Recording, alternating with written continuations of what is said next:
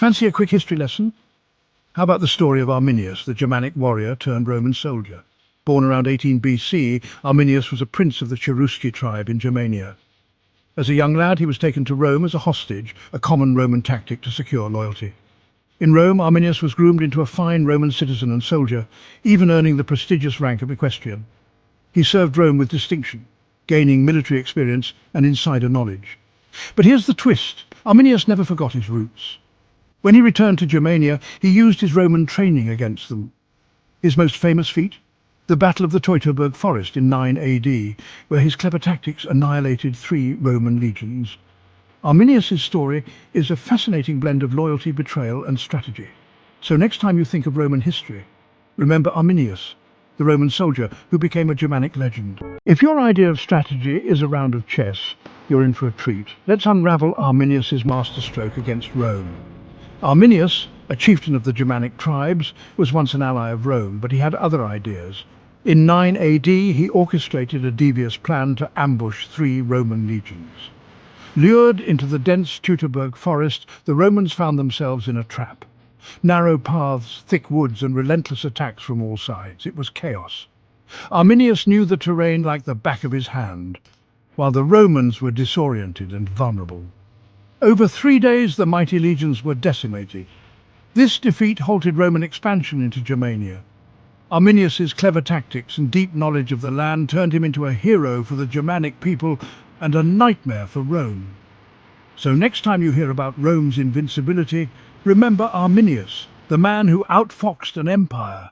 Cheers to history's unsung strategists. Why did the Battle of Teutoburg Forest scar the Roman Empire forever? Let's uncover the brutal truth. In the year 9 AD, the Roman legions faced a devastating ambush in the Teutoburg forest. Varus led his men into a trap, orchestrated by Arminius, a chieftain of the Germanic tribes. 3 legions were annihilated. The aftermath was gruesome. Thousands of Roman soldiers lay dead, their bodies desecrated. The forest was littered with broken weapons, discarded armor, and the haunting sight of crucified officers. Survivors were enslaved or sacrificed to pagan gods. The Romans were so traumatized that they abandoned plans for further conquest in Germania. Years later, when Roman forces returned, they found skeletons still bound to trees. This battle marked a turning point, sealing the Rhine as the empire's boundary. The memory of Teutoburg Forest left an indelible scar on Rome's psyche. So next time you think of Rome's invincibility, remember Teutoburg, where the empire met its match. Why did Rome unleash a storm of retribution after Teutoburg? Let's uncover this bloody chapter. In 9 AD, Roman legions were ambushed and annihilated by Germanic tribes in the Teutoburg forest. The loss was catastrophic, shaking the very core of the Roman Empire. Emperor Augustus, enraged and humiliated, vowed retribution. The task fell to General Germanicus. In 14 AD, he launched a series of brutal campaigns into Germania. Villages were razed, tribes were slaughtered, and the psychological scars ran deep. Germanicus retrieved the lost legionary eagles, symbols of Roman honor. His campaigns culminated in the Battle of Idistavisa. Here the Romans dealt a crushing blow to the Germanic tribes.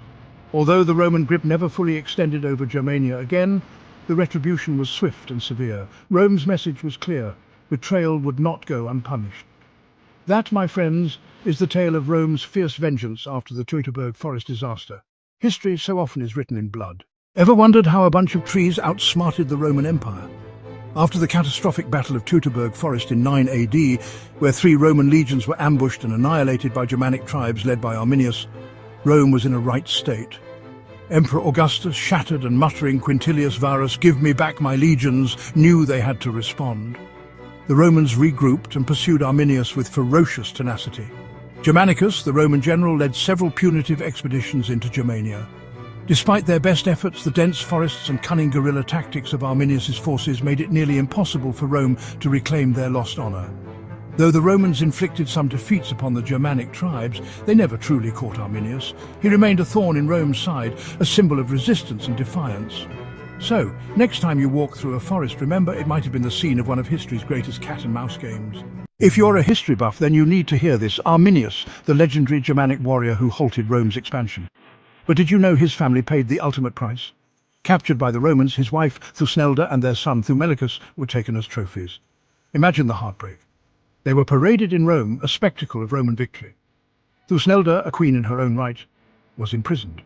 Thumelicus, raised in captivity, lived a life far from his father's legacy. Arminius's battle gave his people freedom, but his family, they faced Roman chains. A harsh reminder of the cost of defiance. History filled with triumphs and tragedies. And Arminius's story? A sharp twist of fate. Having once been a Roman soldier himself, Arminius knew the enemy well. However, his success against Rome sowed discord among his own people. Despite his triumphs, Arminius faced growing opposition from rival chieftains and even his own kin. His downfall came not on the battlefield but through the treachery of his own relatives who assassinated him. Thus ended the life of a man who had dared to challenge the might of Rome. Arminius's legacy lived on, inspiring future generations of Germanic resistance against Roman rule. So remember, history is not just about battles won or lost, but the intricate web of human relationships and betrayals. Until next time, keep exploring the annals of history.